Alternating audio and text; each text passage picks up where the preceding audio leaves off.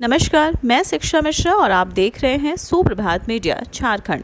चलिए जानते हैं सुबह से लेकर शाम तक की तमाम बड़ी खबरों को। झारखंड विधानसभा में फाइनल होगा स्थानीयता का प्रारूप, दूर होंगे सभी पेज। झारखंड सरकार ने स्थानीयता को 1932 के खतियान के आधार पर परिभाषित करने का फैसला लिया है।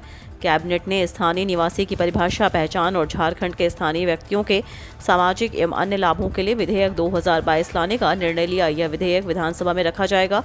कैबिनेट का निर्णय है कि जिन जगहों पर खतियान उपलब्ध या पढ़ने योग्य नहीं है, वहां ग्राम सभा को स्थानीयता तय करने का अधिकार होगा। राज्य के कई इलाकों में ग्राम सभा का गठन नहीं हुआ। इस पूरे मामले का जवाब विधेयक में ही मिलना है। विधानसभा से पारित विधेयक को राज्य सरकार केंद्र सरकार को भेजकर इसे 9वीं सूची में शामिल करने की मांग करेगी। इससे यह मामला कानूनी उलझन में नहीं फंसेगा।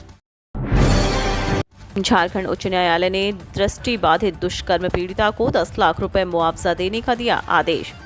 झारखंड उच्च न्यायालय ने राज्य सरकार को दुष्कर्म के कारण गर्भवती हुई दृष्टि बाधित युवती को 10 लाख रुपए का मुआवजा देने का आदेश दिया है। उच्च न्यायालय ने रांची के उपायुक्त को आदेश दिया कि वह प्रसव तक पीड़िता की पूरी देखभाल सुनिश्चित करें। न्यायमूर्ति संजय कुमार द्विवेदी की अदालत ने पीड़िता की ओर से people's union for civil liberties द्वारा दायर आपराधिक रिट याचिका पर सुनवाई करते हुए उपायुक्त को पीड़िता के स्वास्थ्य पर नजर रखने को भी कहा।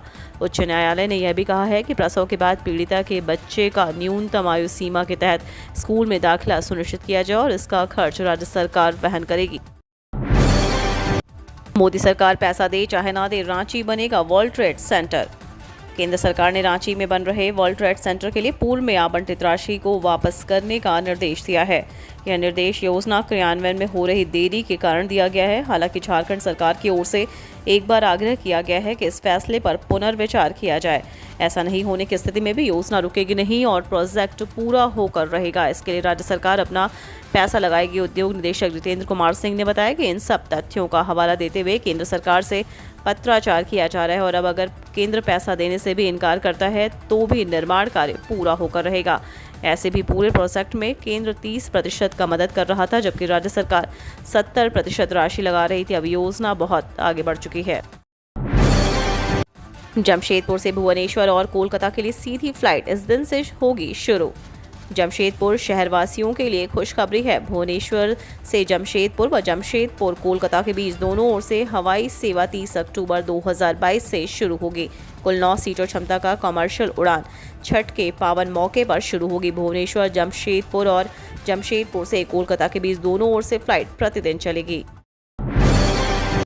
टाटा मोटर्स में बोनस वार्ता शुरू, तेज हुई 22 कर्मियों की धड़कनें।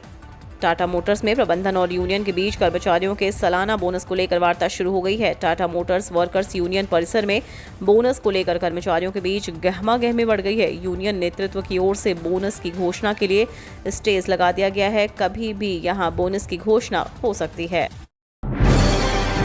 गौतम अडानी ने रचा इतिहास, बने दुनिया के दूसरे सबसे अमीर शख्स। अब सिर्फ एलन मस्क हैं आगे। गौतम अडानी दुनिया के दूसरे सबसे बड़े रईस बन गए हैं। अब दुनिया के टॉप 10 अरबपतियों की लिस्ट में एलन मस्क के बाद अब गौतम अडानी ही हैं। Forbes real time billionaire index में गौतम अडानी ने स्थान बर्नार्ड अर्नॉल्ट को पछाड़कर हासिल किया है। Forbes real time billionaire index के मुताबिक आज दोपहर तक अडानी की दौलत में कुल 5.5 अरब डॉलर का इजाफा हो चुका था। अब वह 155.7 अरब डॉलर के साथ दुनिया के अरबपति नंबर 2 हो गए हैं। उनके ऊपर यानी नंबर 1 पोजीशन पर एलन मस्क हैं, जिनके पास 273.5 अरब डॉलर की संपत्ति है। अडानी के बाद तीसरे नंबर पर बर्नार्ड अर्नॉल्ट 155.2 अरब डॉलर के नेटवर्थ के साथ तीसरे नंबर पर हैं। अगर रिलायंस के चेयरमैन मुकेश अंबानी की बात करें तो वो लिस्ट में 92.6 अरब डॉलर के साथ 8वें नंबर पर हैं।